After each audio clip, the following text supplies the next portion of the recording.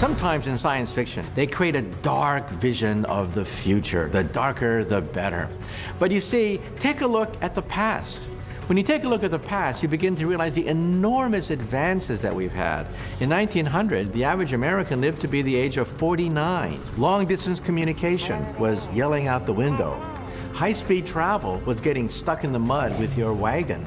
That's what it was like back then. There were no antibiotics and vaccines. Modern medicine didn't exist in those days. Sanitation was awful. And now look at today. Today, we live in a world where lifespans are expanding, where we have the ability to communicate internationally around the world almost instantly. And then think of our grandkids. Our grandkids will live in a world where information is basically free. We'll be able to create artificial bodies and grow new organs of the bodies, extend the human lifespan. So I like to think of it as progress, not simply a dystopia.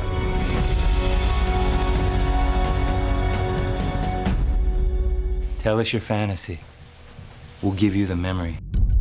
For the first time in history, scientists have been able to take a memory, record it, and then put it right back into the brain.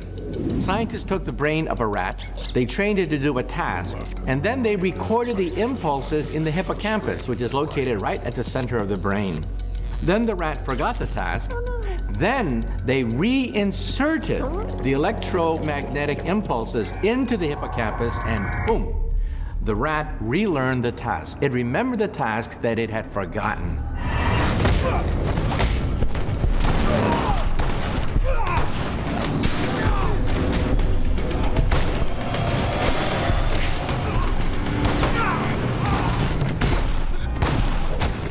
So in the future, it's very well possible that we might have vacations. We might have experiences going into other planets, going into other environments that are totally fictitious, and having them implanted into the hippocampus of the brain, because the hippocampus is the gateway to memory.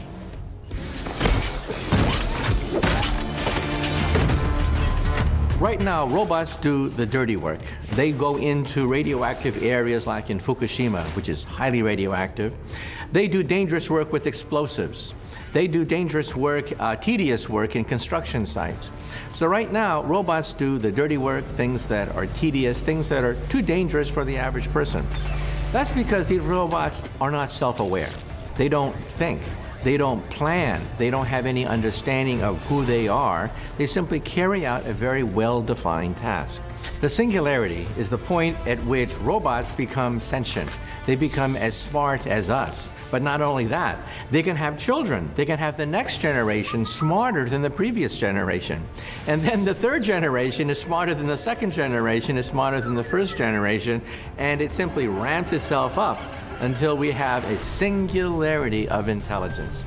Well, personally, I think there's no law of physics to prevent such a thing. I think we're many, many decades away from creating a machine that is intelligent as a human. But at some point, it may be possible to create robots that can create second-generation robots smarter than the original. Track him. And then there's nothing to prevent this runaway effect. Now, what are we going to do? Are we going to be relegated to a zoo, and our robots are going to throw peanuts at us and make us dance behind bars? I don't think so. One possibility is to, in the far future, merge with our creations. I mean, what's wrong with waking up one day and finding yourself with a perfect body? You're beautiful, you're strong, and also, hey, you're also immortal. I'm recording this message as a fail-safe. So if you're watching this now, it means you're in some seriously deep shit. When holograms were first introduced, people thought they were science fiction. I mean, imagine a three-dimensional ghost-like image, unlike anything we've ever seen before. However, holograms exist, and in the future, three-dimensional images could become commonplace. First of all, we're going to have the internet in your contact lens. Therefore, when you shoot images into your contact lens, you'll see things in 3 dimensions. And so you will see people, 3-dimensional images of people who are not really there. You'll be able to teleconference with them. You'll be able to talk to them, but they're not really there because they exist in your contact lens. Not to mention that you could be placed inside a room that has 3 dimensions projecting onto each wall, so that you feel like you're in an imaginary environment. It's in 3 dimensions, so you see these ghost-like images coming at you, and yet you are simply sitting in a chair inside this room. This room is called the cave, and we actually have working models of the cave. I was placed in the cave. In fact, I was placed in the middle of a dinosaur fight. All of a sudden, dinosaurs were lunging at me in 3 dimensions. I actually put my head in the mouth of a dinosaur in 3 dimensions, and you can do that because you're surrounded by these images. And then, of course, we have the hologram itself. Holograms are very expensive. It takes lasers in order to create a holographic image, and we only create 1 image at a time because that's how expensive these images are. Thank you. One day, it may be possible to use holograms to create an artificial you, a you that looks different from what you are, to disguise yourself, to create a holographic image so that you can change like a chameleon from one person to another.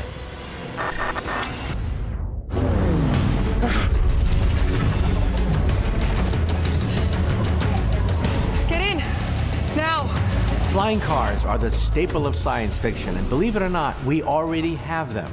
The problem is they're really expensive. So the challenge of engineering is to bring down the cost of these hover cars. Hover cars come in 3 types. The first is a car that has wings. The wings fold up, and you ride like an ordinary car. And when you want to take off, you get on a runway, unfold the wings, and there you go.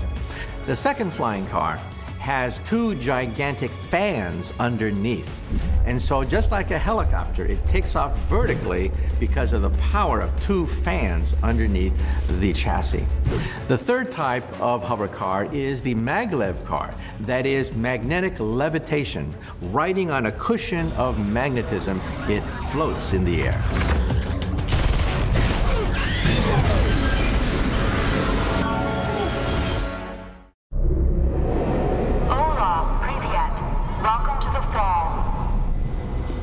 Travel time to the United Federation of Britain, 17 minutes. Dropping in 60 seconds. Believe it or not, if you could drill a straight hole right into the Earth connecting point A and point B, the amount of time it takes to go through is the same, no matter where you drill that hole. So believe it or not, in principle, you can go from any point to any other point within a matter of just a few hours. And basically you fall. There's no energy required. You simply fall right into the Earth and then come out the other side. However, the technical problems are enormous. We would have to have gigantic drills that can drill right into the Earth and also drill not just at the surface of the Earth, but go right into the Earth itself, into the Earth's crust. Please prepare for gravity reversal.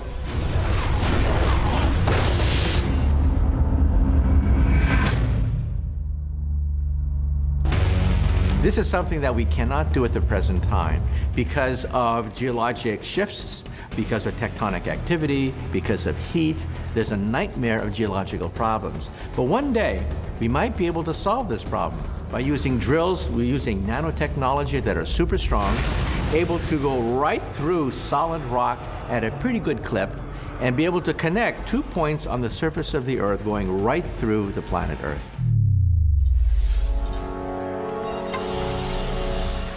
When you look at an ordinary science fiction movie, the good guys are in white, the bad guys are in black. Reality is reality, fiction is fiction, end of story. However, in Total Recall, everything gets jumbled up. What is real? What is unreal? And that's what I love about the movie. It turns the world upside down. So with the enormous advances that we've had in technology, one day we'll be able to do all those fantastic feats that we see in Total Recall.